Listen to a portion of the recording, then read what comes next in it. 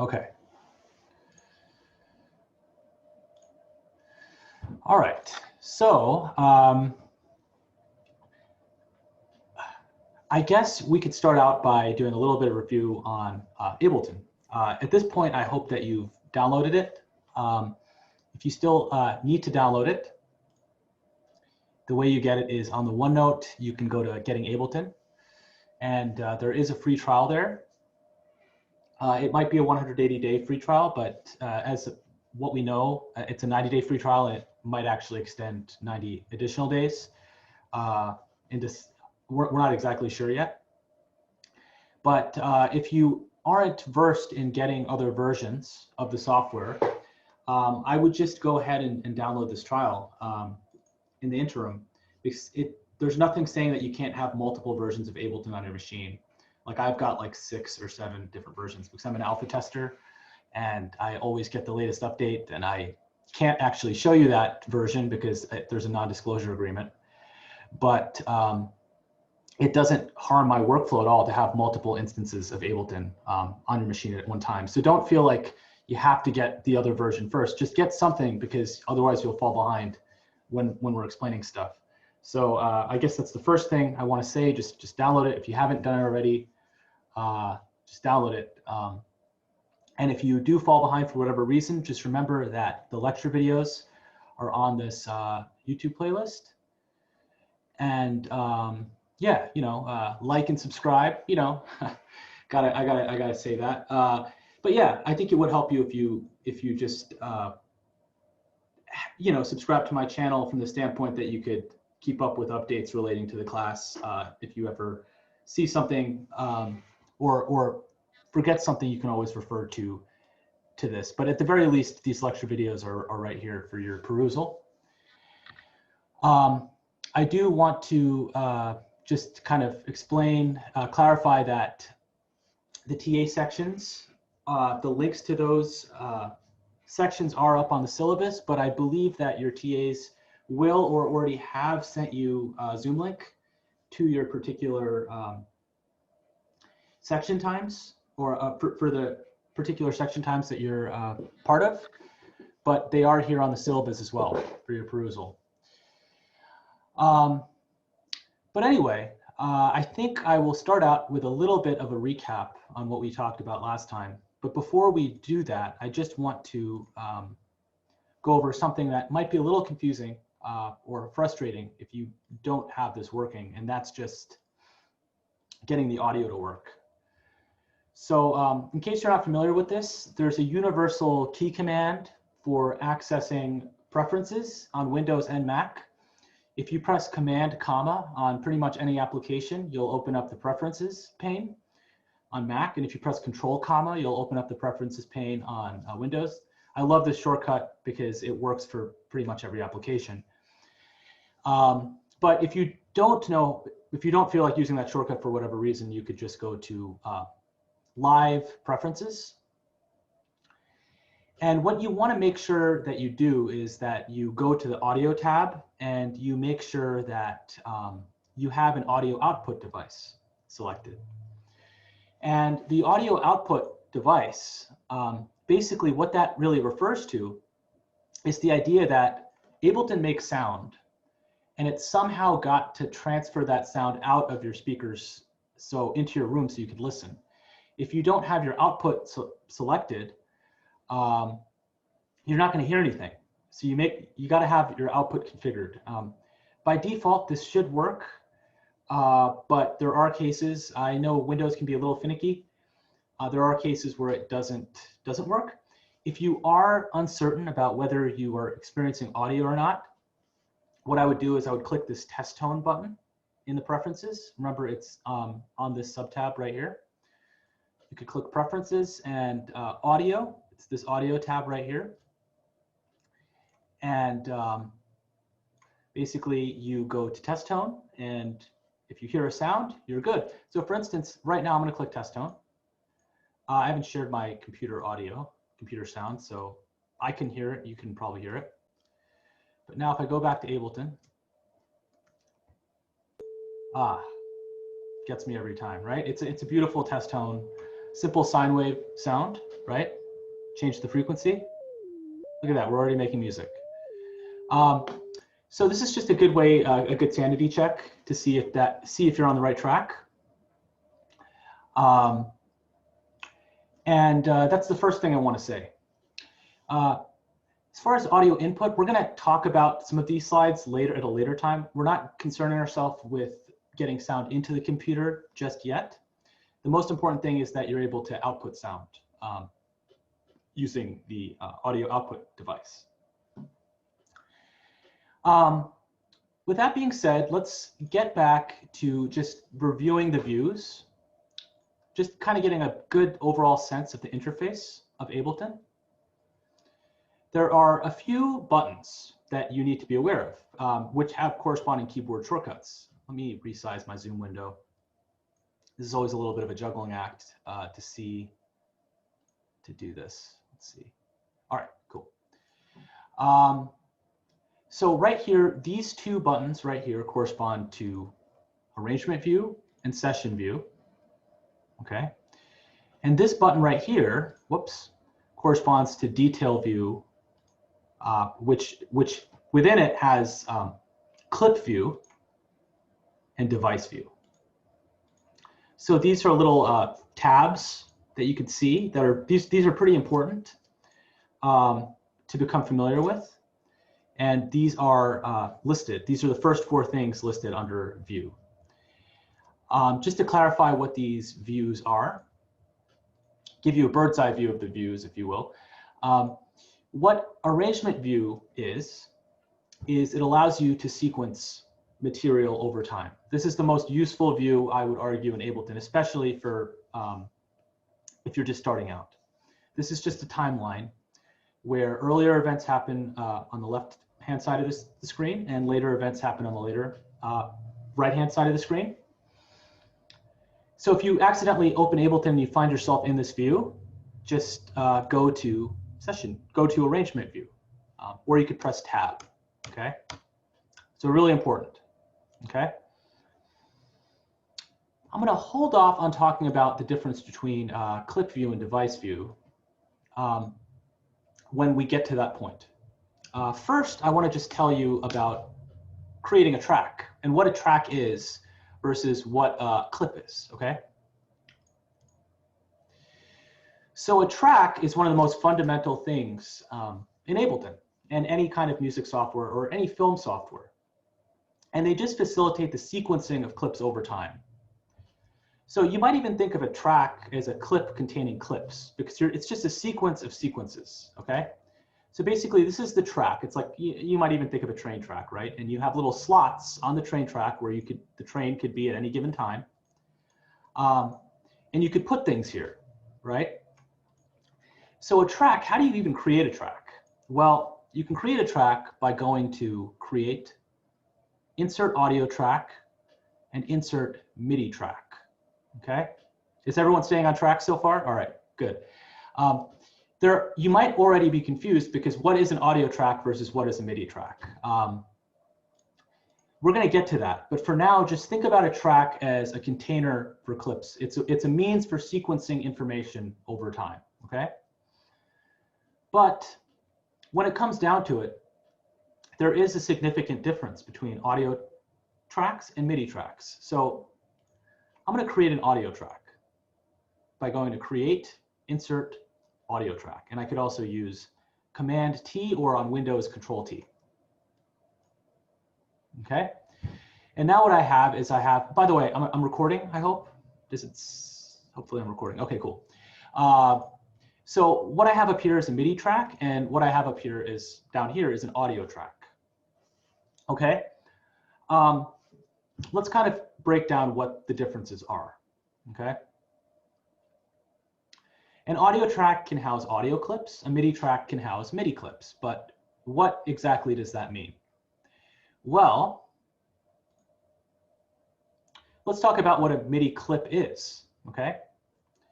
So if you remember, we kind of looked at this Colin Nankoro, and we saw this piano roll, right? We saw this piano roll and we kind of saw these little little blocks, and they were kind of getting sequenced over time as the piano kind of rolled. You kind of got certain. It's kind of like Guitar Hero. If you've ever played Guitar Hero, you're just kind of sequencing events and you kind of see them occurring over time. But notice how these things are discrete entities, right? They're just, they're in certain slots. Let's just put it that way. You can't like be, you have to kind of be in a certain spot. Like over here, what you see is you see these certain blocks. You see these certain places where the MIDI could exist. And you could be either here or here or here or here, but you can't be in between those places. At least we won't talk about that possibility. But what you see is kind of a discrete sequence of events. And you basically, things start and stop at a very obvious time, right? This thing goes until this point. This thing goes until this point. This thing goes until this point. At this pitch, this thing goes until this point, right? This is what a MIDI clip looks like. It's like your Guitar Hero or piano roll sort of idea, okay?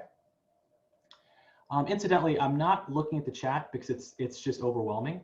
So if you do have to say something, the TAs will peruse over the chat, and they'll explain to me what has been what needs to be addressed.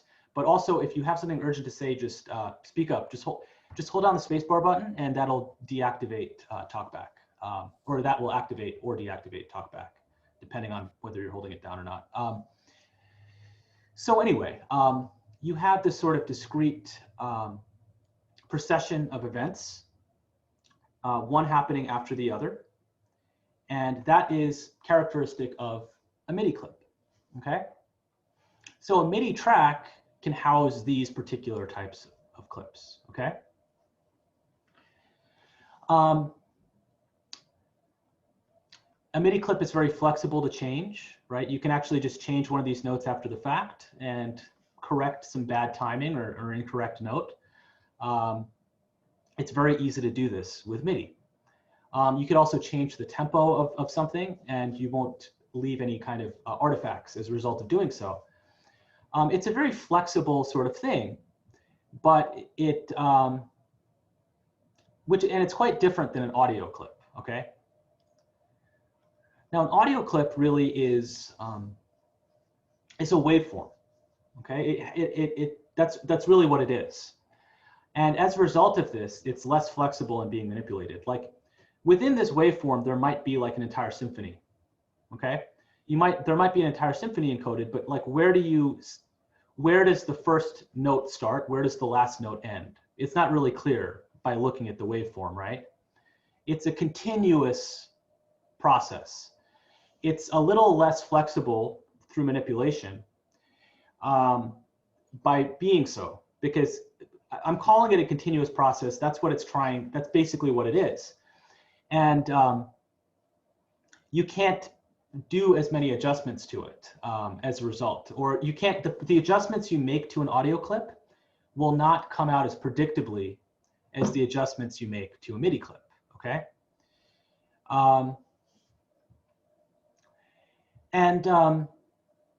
There's something to be said about audio clips. I'm going to hold off. There's a little acoustic section I do want to tell you about audio clips and just audio in general, but I will hold off on telling you about that. Just know that these two types of things exist.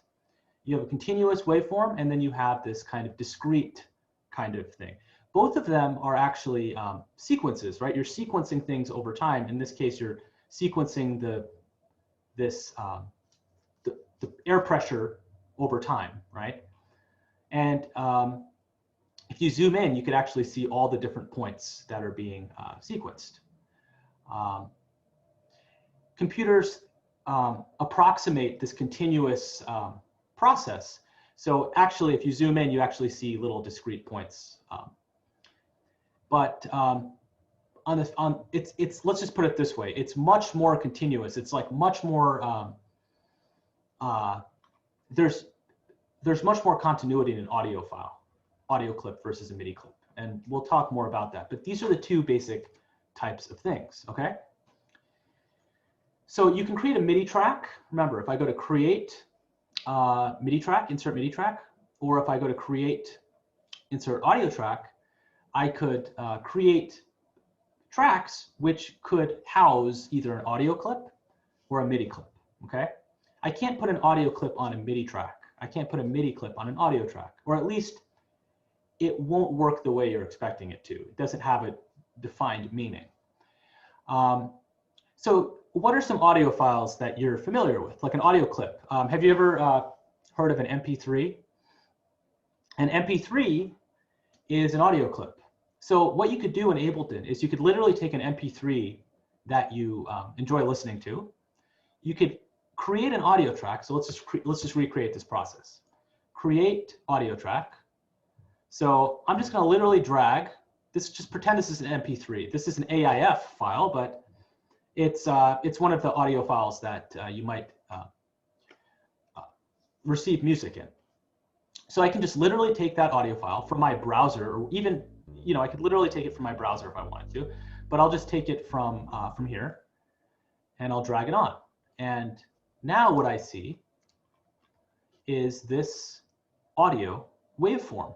And if I zoom in, you literally see a waveform, right? So you could literally take like an audio file from your browser and just drag it in to Ableton.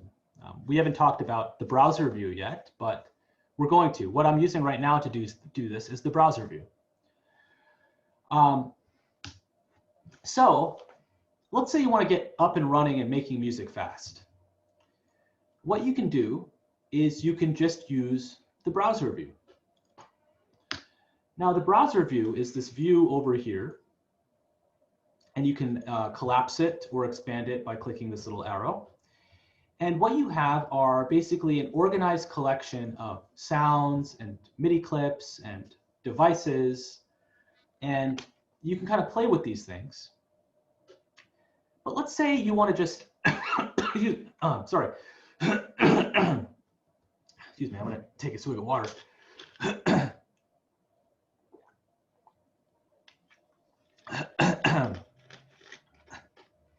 Okay, so let's say I want to take a sample of sorts.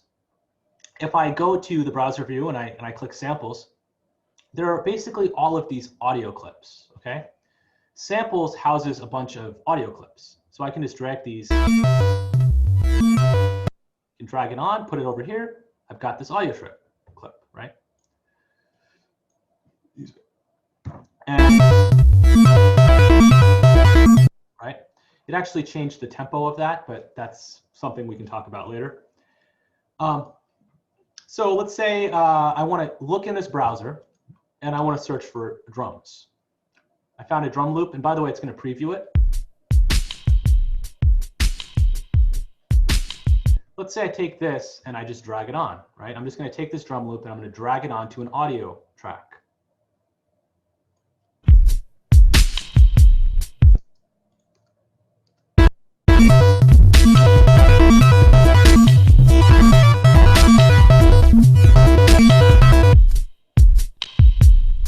I'm sequencing stuff now, right? I basically took this drum loop and I took this audio clip. They're both audio clips, really. And I just layered them, and you got something that sounded a little strange, but things don't always have to sound strange, right? Right. So I can go into samples, right? And I can find other things. Maybe I'll search like vocal. Take it down low. Okay, I'll just put this in here. Take it down low. Right? It's not too complicated so far, right? It's basically, I have audio tracks and I'm just dragging on audio clips, and I'm basically sequencing out a song by doing so, okay?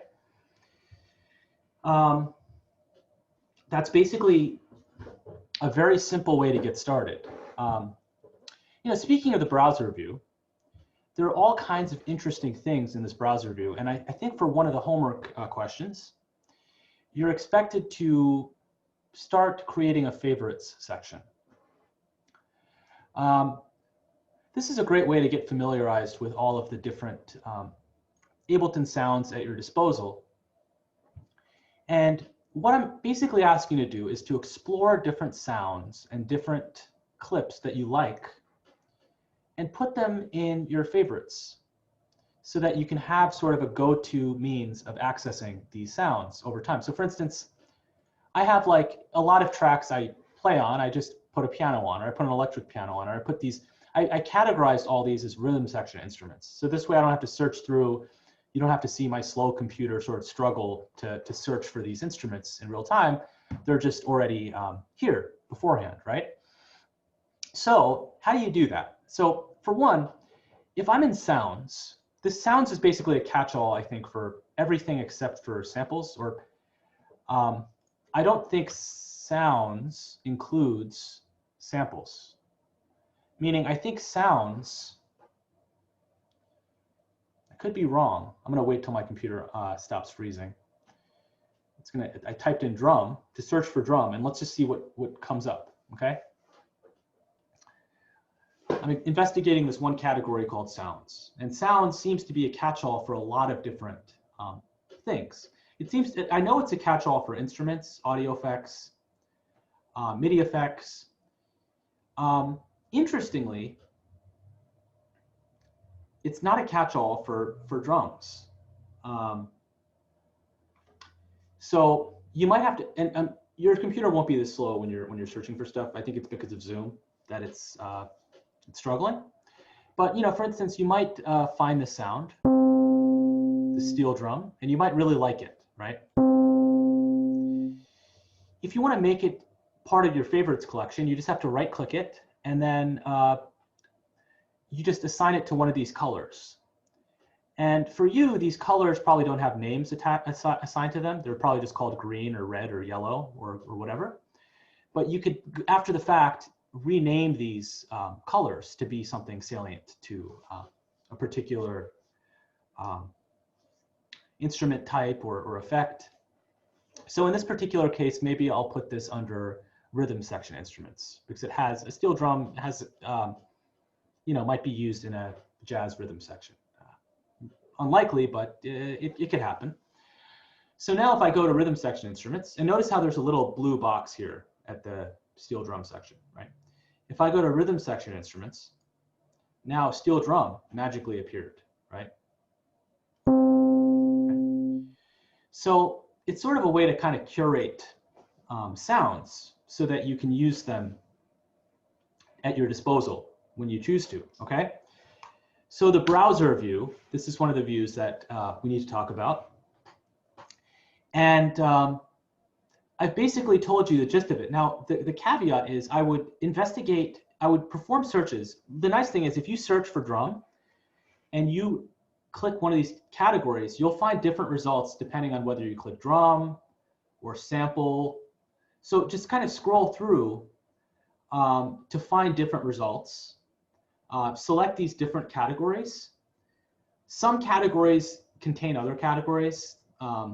But for instance, samples is not contained within sounds. So you'll find drum sounds in here that you won't find. I'm not going to click it because it'll freeze, but in this sounds tab. In fact, you'll find drum clips that you won't find in this sounds thing. Okay. So we've talked about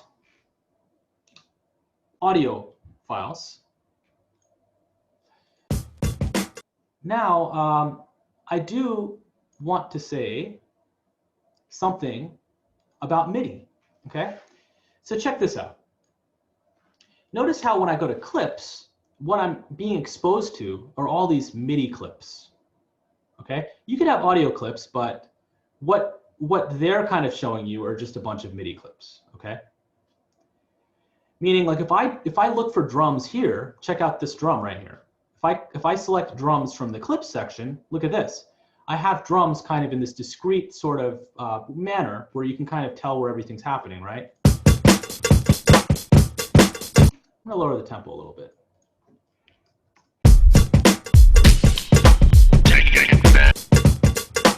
Right? Contrast that with the drums I found in the samples section, which is an audio clip. And what you have is this. Right? It's just two different means of representing information. Ultimately, your computer has to convert stuff into this representation in order for you to hear anything, because our brains perceive things waveforms. We don't perceive things like clips. We hear sound at a very low level. This is like a more low level representation of the drums. This is a more high order representation in that, like, you actually sorry, excuse me. It's my iPad. If it was my phone, I could just press a button, but let me just turn off my iPad. Nakul? Yeah. So I've got several people in the chat saying they've got nothing under clips, like their clips is completely empty. So maybe one of the versions doesn't give you a package of clips. I'm not sure. Yeah, that's entirely possible. It's not the end of the world, because we're gonna talk about how you can make them. I wonder if I can export some of these, and I'll look into actually exporting some of these, and then putting them on Google Drive or something. I believe that you could also download a bunch of MIDI clips and use them. There's also a suggestion of using the Discord to share samples. Sure, that's a great idea. That's a great idea. I like that. So we could create a subthread for samples, and I do have some Google Drive links, actually, of quite substantial sized Google Drive links that I could share you with some samples. There's also a really good website called Free Sound, where you could download audio samples, but it's unfortunate that some versions of Ableton don't come with MIDI clips. That's a little surprising to me, but I keep in mind I have like a very advanced version of Ableton with all these packs and things that I've accumulated over the years. So, but I'll get back to you guys, and hopefully we can figure out a workflow where you could get some of these clips in your browser as quickly as possible. And going along those lines, you could actually, you're not limited to actually accessing things from within Ableton's presets. You're actually able to download presets from elsewhere. That's kind of what I was referring to with the free sound. So for instance, I downloaded all these other devices off the internet, and I can access them over here just by clicking Add Folder. And if I click Add Folder, I could like I could locate a folder on my machine that I wanted to share information from. And I could like download a bunch of MIDI clips, for instance, put them on my desktop, and now I've got them on my desktop, and then I could just drag them into my project. Same way, right? So for instance, like someone had this Ariana Grande sample, you know, you can just drag that on there. Oh, this is in mono. Okay, there's actually phase cancellation in this, but anyway, there are a myriad of ways of piping in audio data and MIDI data into Ableton, even if these particular headings are empty. So, and we're going to talk actually about how to make a drum clip, a very, very simple drum clip, so that you can kind of get started.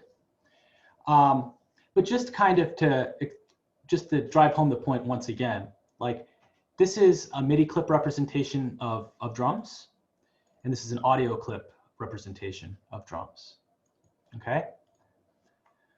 I think I'll hold off on the discussion on acoustics, and I think I'll just explain to you how to create a MIDI clip. So I'm going to delete everything for now, okay? You can't delete everything. You have to keep at least one track. Ableton doesn't let you. So I'm going to create a new MIDI clip, or MIDI track, I should say. So I've created a MIDI track. And let's say I want to create, okay, let's say I want to create a MIDI clip that has this duration of length, okay? What I would do is I would right-click, or I would select the region on the track. I would right-click and I would click Insert MIDI clip, okay? And what I have now is a MIDI clip, okay? So if I click this MIDI clip, now what you see over here is clip view, and you see basically the MIDI data, which there is none yet, of this particular clip, okay? So a very, very simple thing you can do in terms of drums. I'll show you a very simple drum pattern, but first notice how no matter what I put in this MIDI clip, no sound will be made, right? Why is that? Why is no sound being made? This is just a MIDI clip, right? It's why is there no sound being made? Well, this is clip view, right? Let's go to device view. Okay, device view. So a MIDI clip is interesting. A MIDI track is interesting, right? Because a MIDI clip can't produce sound unless there's some device that actually sonifies it. So for instance, if you go back to this piano roll example, this sheet of music is just sheet music, right? Without the piano, this sheet of music won't make sound. You need an actual instrument to actually interpret this, right? Without, you see the Guitar Hero stuff happening. It's scrolling up and down the screen. Without a sound engine that's actually sonifying that, it's just a bunch of symbols that are just kind of moving in time, right? So you actually need a mechanism to sonify this sound, okay? So that's what device view refers to. So you have a clip right here, okay? We're in clip view. I could go to device view and add a device, okay? And in this particular case, since we're creating drums, I'm going to go to the browser and I'm going to click drums, okay? And what I see here are a bunch of drum kits, which probably you don't have all of these. I know for a fact you won't. But I'm going to choose an 808 startup kit, okay? 808 classic hip hop drum kit, electronic drum machine. Okay? If you click a sound in the browser, by the way, it previews the sound, and I think you could probably hear what I'm playing, right? You've been able to hear what I've been playing this whole time, hopefully. It'd be tragic if you weren't able to. Okay. So anyway, I'm gonna drag on this 808 startup kit, and if I just drag this device onto the MIDI track,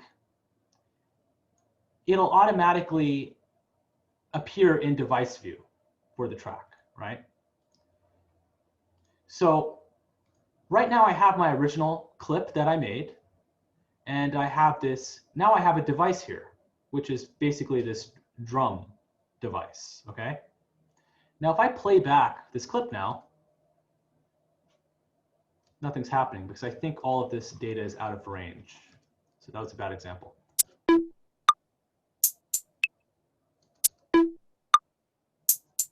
Okay, so now this data is being sonified, right?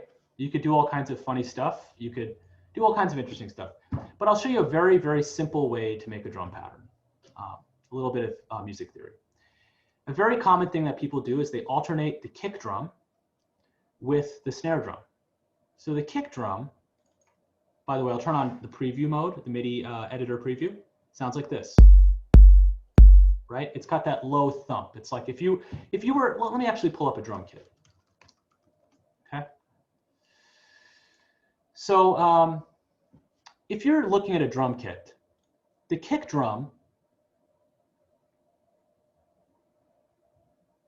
no. The kick drum is this drum right here. It's this big drum. It produces the low thump, okay, that you're kind of expecting in a lot of music. So that's the kick drum. This is another view, okay? This is the kick drum. You actually use the pedal to actually make this sound, okay? Here, right here, this is the snare drum, okay? This sounds like this, right? On this drum machine, it sounds like this, okay? So what I'm claiming is a very common pattern that you could use that would probably sound good is kick, snare, kick, snare, kick, snare, kick, snare.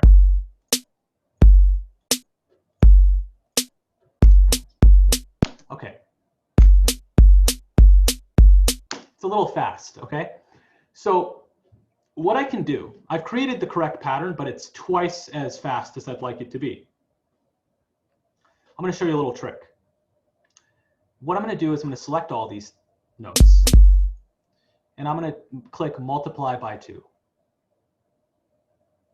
And that basically halved the durations. No, it doubled the durations, okay?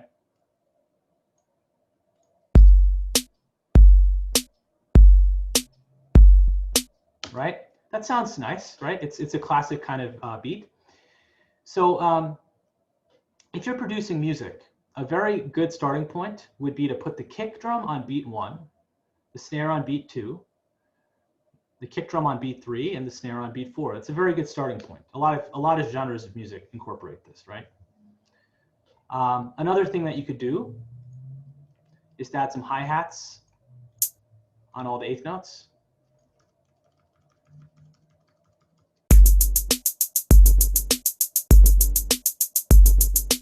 Right? It's a good starting point. You might end up doing this on your track, right? If you make the hi-hats faster, you'll get sort of a trap kind of sound. You might have heard of this, this sort of thing.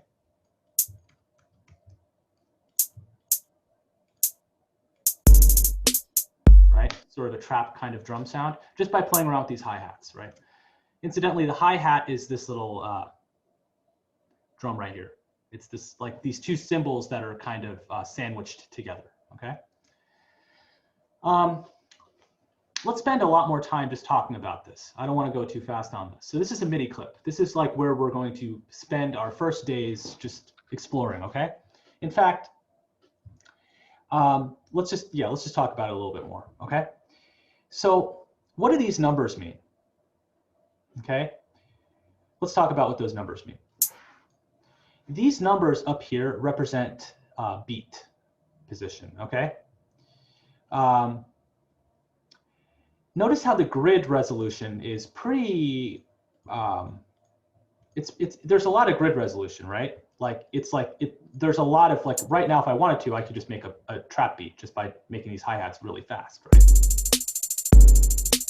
right? But that might not be what I want. This is a little obnoxiously zoomed in, right?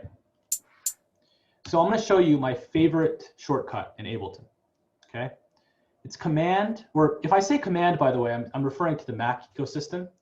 Just substitute Command for Control on Windows, okay? Command 1 or 2, Command 1 makes the grid increases the grid resolution, okay? Command 2 decreases the grid resolution. So notice, do you see that? It might be a little faint, right? But notice how as if I press Command 1, there's more lines appearing on the grid. But if I press Command 2, there's less lines appearing on the grid. Do you see that? This is this is by far probably my most used shortcut in Ableton. This is a very, very important workflow thing. Because earlier, I ran into a problem where I scaled my drums incorrectly. Like I had my drums too fast, right? It's because I had the correct proportion of information, but I had it spaced out too quickly, right? I should have spaced it out. I should have drawn out the spacing of the notes, right? The proportions were correct. The spacing was incorrect, right? So let's talk about these numbers up here, okay? So 1 refers to measure 1, okay, or bar 1. The dot 2 refers to the beat. So this is bar 1, beat 2, bar 1, beat 3, bar 1, beat 4. So let's just talk about that for a second. What does that mean? I'm going to turn on the metronome, which is up here. Okay.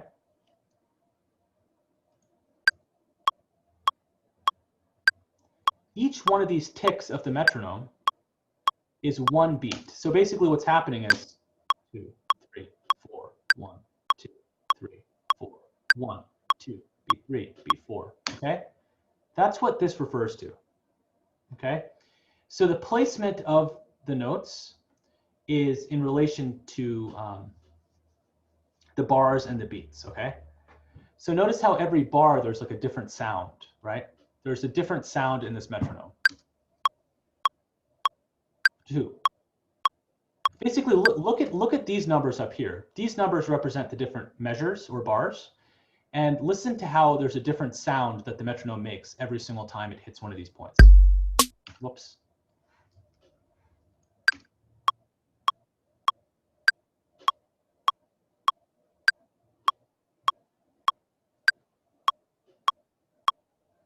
You hear that, right? There's a little like da da da da da da da da, right? It's like a little higher, more higher pitched on that. It's emphasizing that higher pitch note is emphasizing the beginning of each measure, okay? So essentially, what we're working with, we have to know this, because if you want to sequence music, you have to know what units we're working in.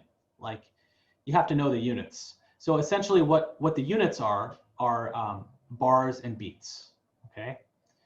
So bars, beats, and actually the final unit, if it's 1.1.3, that's basically bar 1, beat 1, the third 16th note, okay?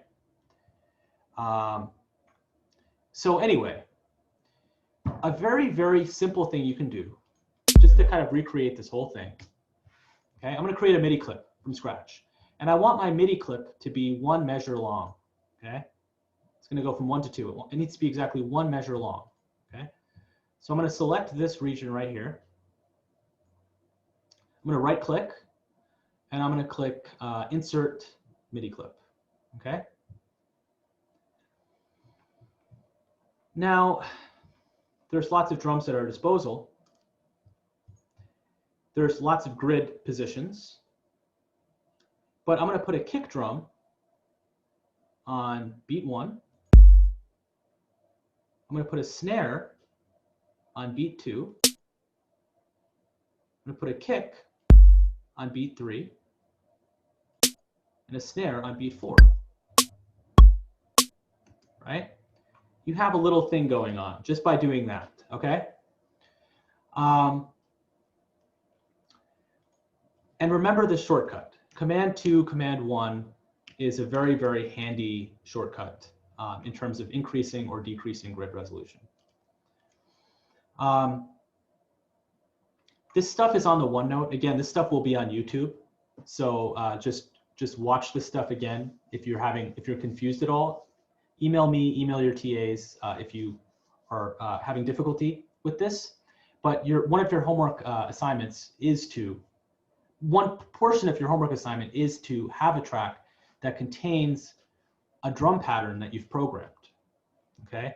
So you have to get a little familiar with sequencing drum patterns. And you could keep it very simple. You could add little ancillary things. You know, I could just experiment at this point.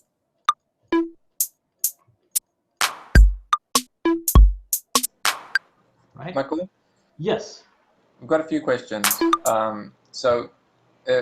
One problem a couple of people still having is they're not getting sound from their MIDI. So just checking that they have an instrument in their device view, yeah? Yes. Okay. There's 2 things that might be happening. Yeah. You want to, if you're not getting a sound, if you're let's just say if your device view looks empty, if you just have a clip here, and if you go to clip view and you see a clip, you're halfway there because you have the data. But then if you go to device view and you don't have an instrument loaded, then you're in bad shape. So you have to go to drums and drag one of the drums either on the track or into device view for that track. You can either put it here or you could put it here.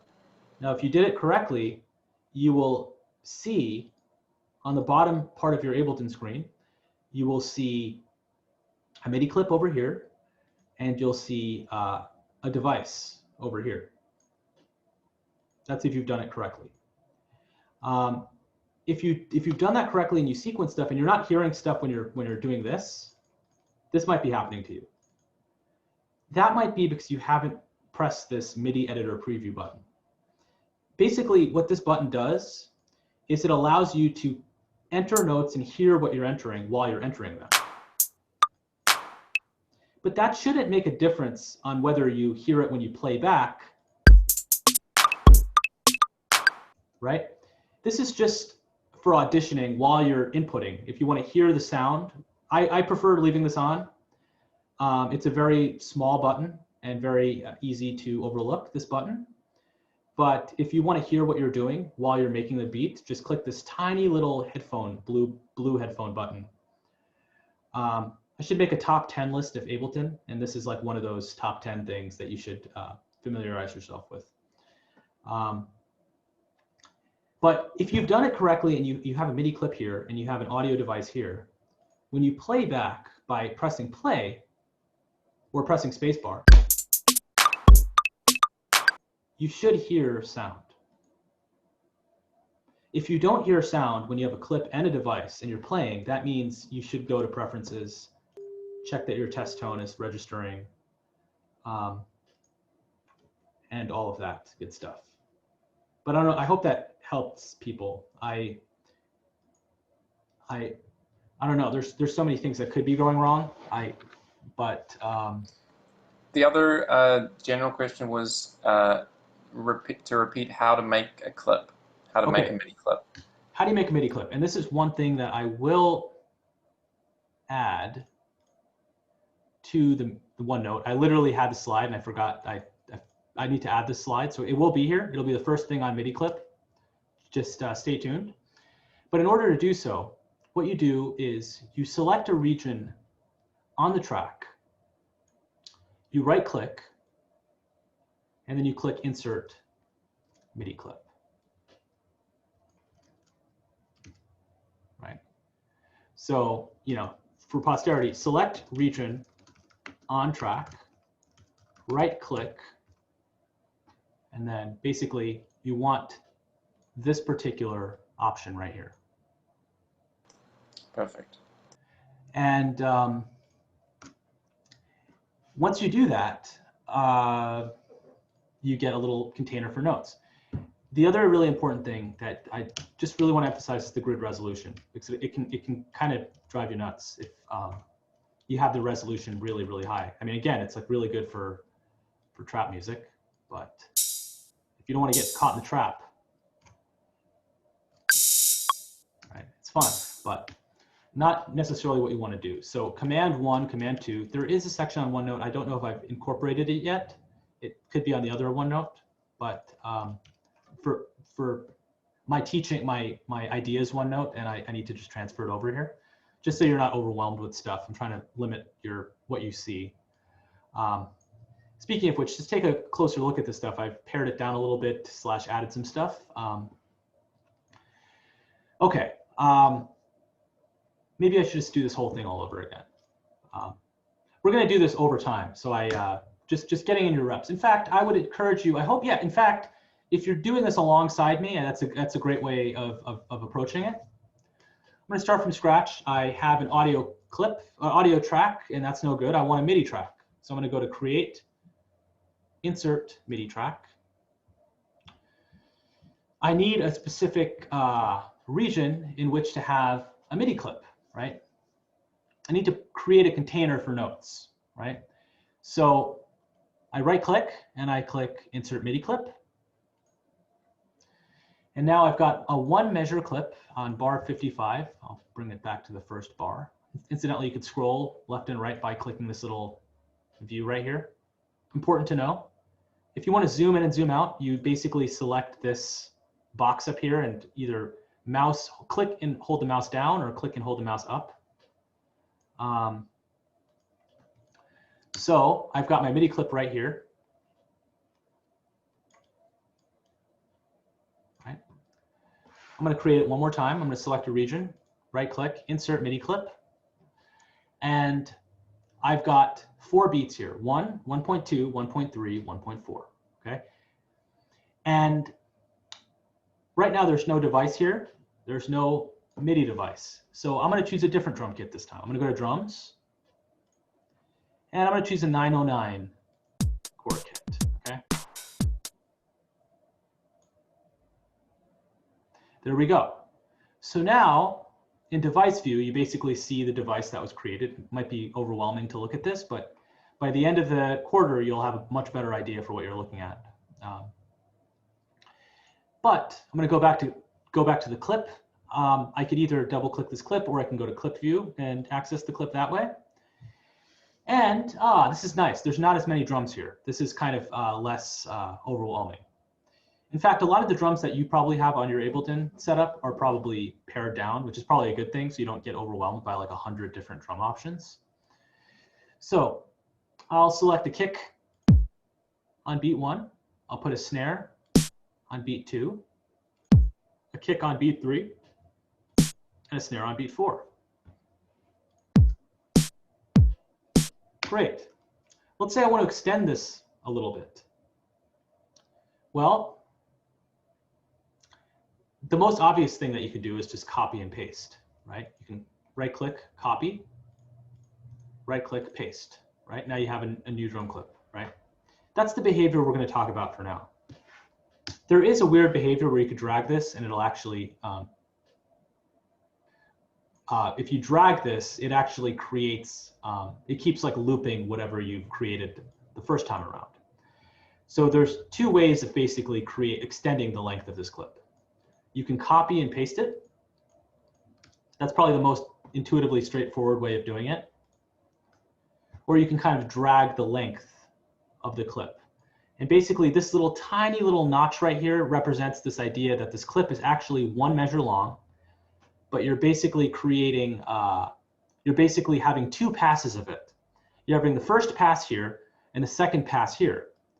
And any changes I make on the first pass will reflect on the second pass, okay? So if you're creating a song, you're probably going to create the drum loop. You probably want it to be longer than 1 loop, 1 measure. So, you know, for conceptual simplicity, you might just want to copy and paste. Copy and paste, or Command D to duplicate. And, you know, you have your drums.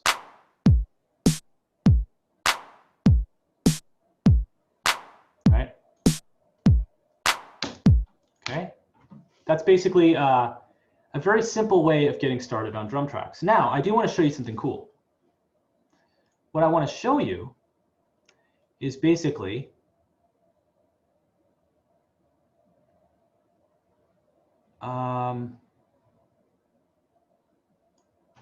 it's basically a cool book that I actually linked on the OneNote.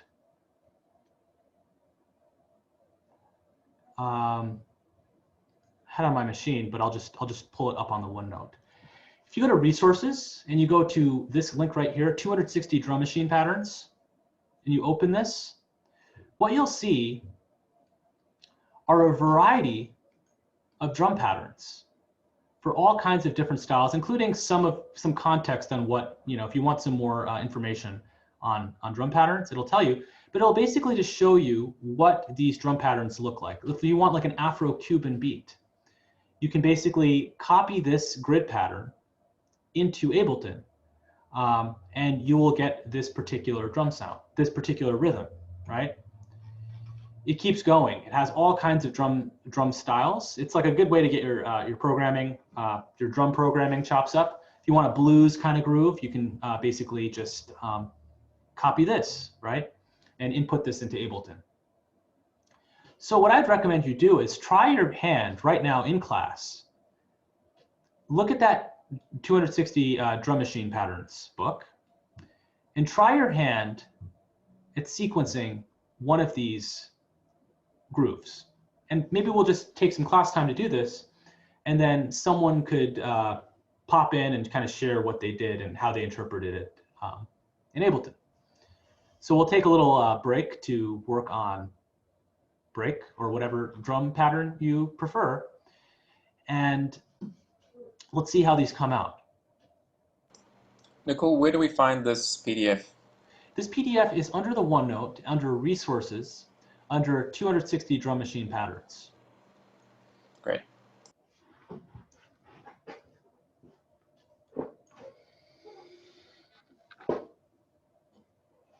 In the meantime, I guess I'll turn off my audio and I'll take my own stab at actually sequencing one of these drum patterns, unless you don't care that my audio is on. Maybe it doesn't matter. Okay.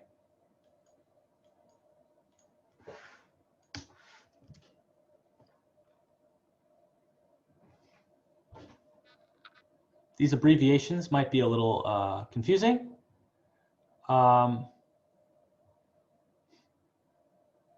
But they explain what they are over here at the very first page. So bass drum, what we call a bass drum is actually the same thing as a kick drum. Just keep that in mind. In fact, the arrangement of drums, the device order for the drums is probably the same in this book as in your software because it's kind of a standardized thing. So you'll probably see this exact thing.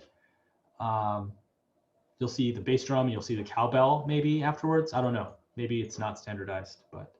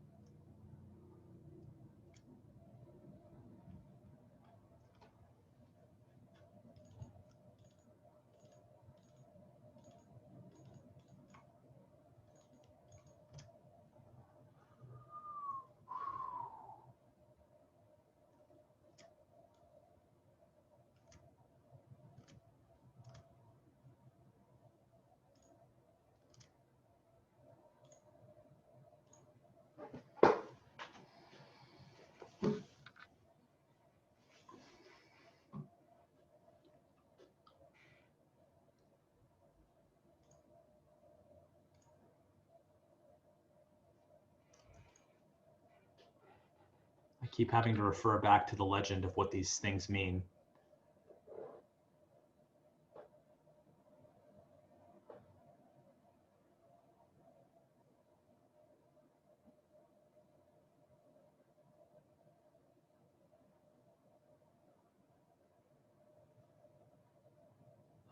Okay.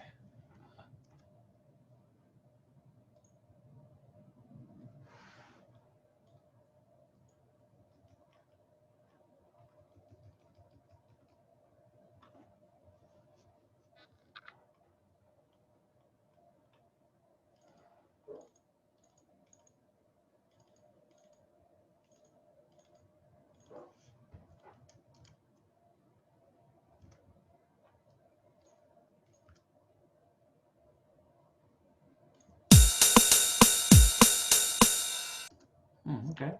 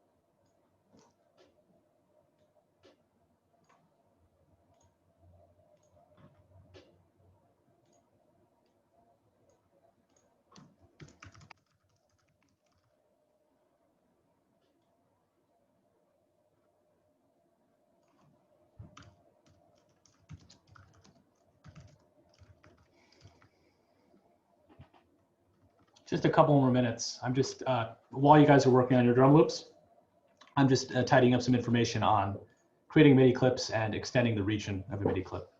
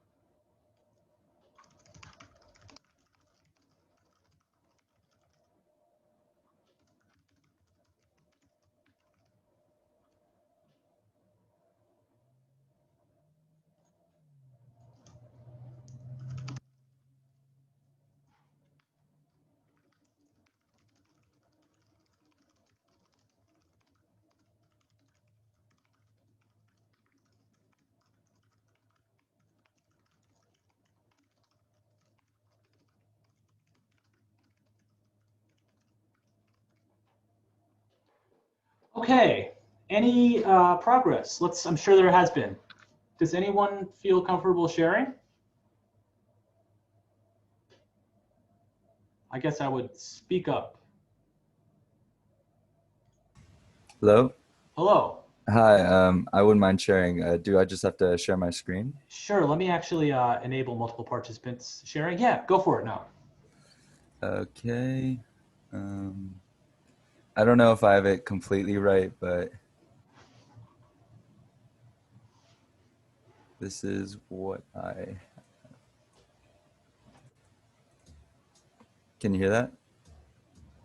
Oh, did you share computer audio when you clicked share? Oh, let me do that. There's a couple of caveats. You have to do that, and you also have to select Zoom audio device as your audio output. But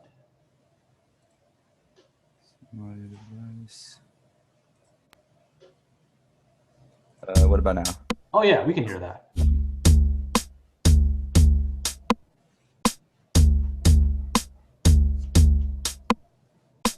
So that's what I got so far. Nice. That's cool. What inspired you to do this? I tried to follow something that I could easily do since it's my first time trying any sound music. So I try to do a simpler design, but now I want to try like one of the more ones that like require more keys, or like, I don't know what F is like when there's a note with it. Um, what F is? Yeah, and when some of the drum machine patterns, they have like Oh, the note. yeah, I have to actually brush up on what that symbol means. But yeah, this is great. I mean, this is also a really good, in terms of like the track's evolution, it's often a great way to build gradually. So if you have something like this, it could layer up and get more intense over time. So, but yeah, this has kind of like I don't know, I don't want to mischaracterize it, but it has some semblance to some Afro-Cuban rhythms that I know. But yeah, that's great. Awesome. Professor, I can share now. Great.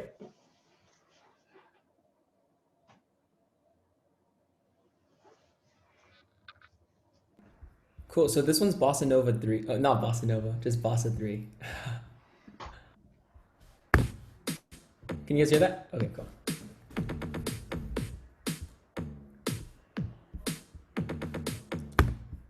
And that was it. I just wanted something quick that can loop together. That's awesome. You said that was Bossa Nova 3? No, just Bossa 3. Oh, My Bossa camera- 3. it's this one. Interesting. But I added the right here to these last. Yeah, these said they were the same on the thing, so I just interpreted it as using the tom. I don't know what that's called. Huh, okay, let me take a look at this really quickly. Bum, bum, bum, bum, bum, bum, bum. Cool. Yeah. I have to get more fluid at interpreting those symbols, but that sounds great, man. That's cool. That's not what I expected it to sound like, but it has a really cool driving beat to it. It's great. Anyone else like to share? If you want a real bossa sound, you want the rim shot sound on the snare rather than like just a straight snare hit. Got you. Thank you, Alexander. Right. Oh yeah, Maybe. I can share mine. And you might want to mess around with the tempo as well. Just like a boss is normally not like he's not normally that fast, but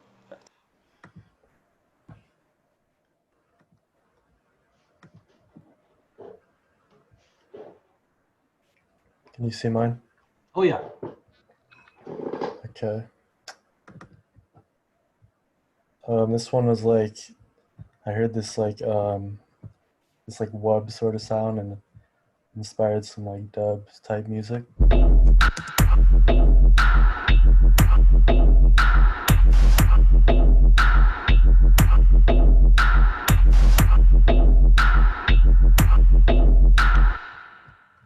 Hey, That was pretty cool. that's dope. Wow. Yeah, just all in this alert kit here. Were you basing it off a drum pattern, or are you just kind of creating this on the fly? Oh, I just created that on the fly. It works really well. Really great. Yeah, that's a really rich sound combined with, yeah, the note choices. Everything's placed really well. I like that. It's cool. Alert kit. I'm going to use that one myself. Great. Seems like people are getting the hang of sharing, of extending these clips. Maybe I'll just quickly explain what I wrote here. Oh, I'm not sharing. Just to kind of clarify this one more time.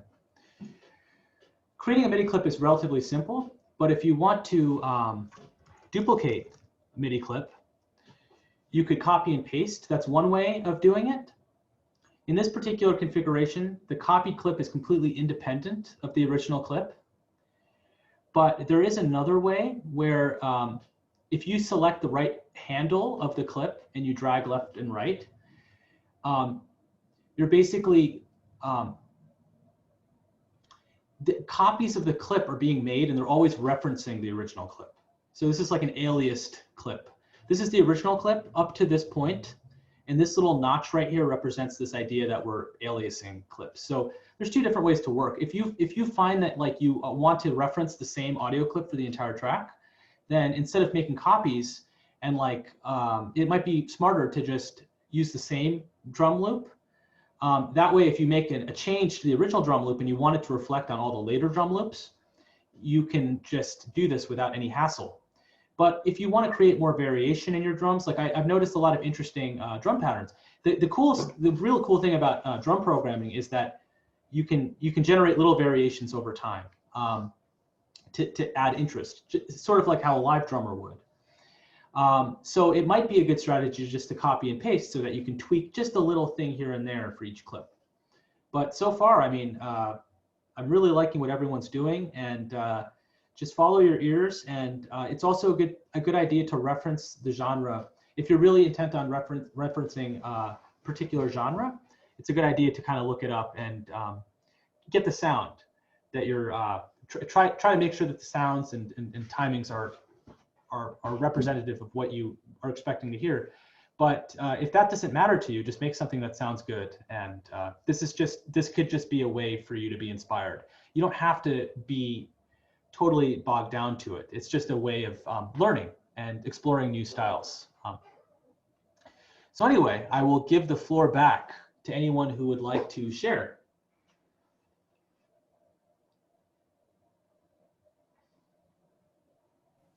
I guess I can share. Cool.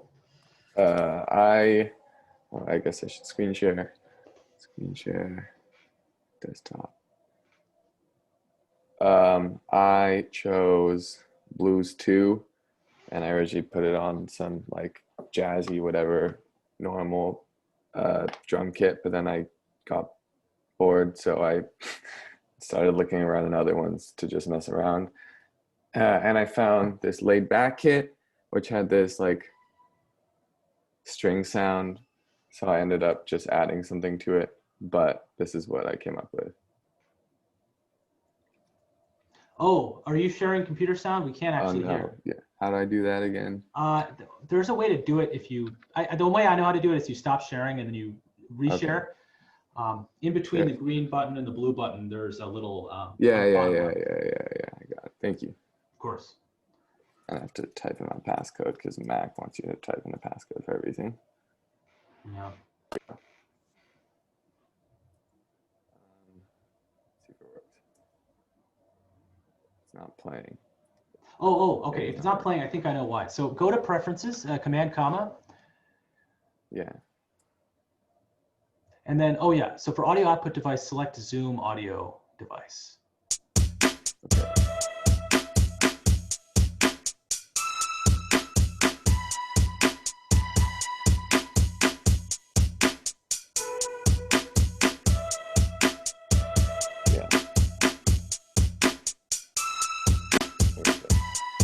Nice. Wow, I love where you took that. I was expecting, like, I think you really modernized that. I really like the the feel of that. It's got the blues shuffle, but the way you juxtaposed it with the other string elements, it sounded really hip and modern. So really cool. Thank you. Yeah, I mean, so I'm really inspired, guys. It's just amazing. Like these little patterns, they could just really give you ideas that you might not ever have thought of. So, yeah. Well, it's 12:19. I guess maybe I should just use the last minute to just talk. I hope that no one else if anyone else well, we can keep arranging times for people to share their work. It's a little more difficult with larger class sizes, but I think it's great that you guys are sharing this. And also, I just want to allay to you that knowing music theory is not a prerequisite for succeeding in this class. There's so many different ways to make music. In fact, there are ways to make music where you literally can sample an entire other song and just like add little flourishes, like basically doing a remix. There's so many ways to make music without knowing conventional music theory. Every single type of music you make necessitates its own kind of music theory. So you kind of learn what you learn along the way, what you need to learn along the way. And based on the survey, most people do not have experience in music. So don't feel like you have to, or at least most people don't have experience in music production. And a lot of people don't have experience in music at all. So don't feel like it's a prerequisite. Just have fun, and it's meant to be fun. Just always remember that. With that being said, it's 12:20. I always stick around. I can stick around for the next 30 minutes. I've got a meeting with one of my professors afterwards, but I guess we could call it for now, but I'm open for questions or whatever you guys like to discuss.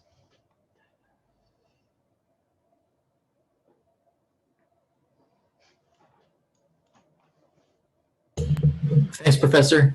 Thank you, Hey. Professor. Bye-bye. Yeah, thank you. Bye-bye.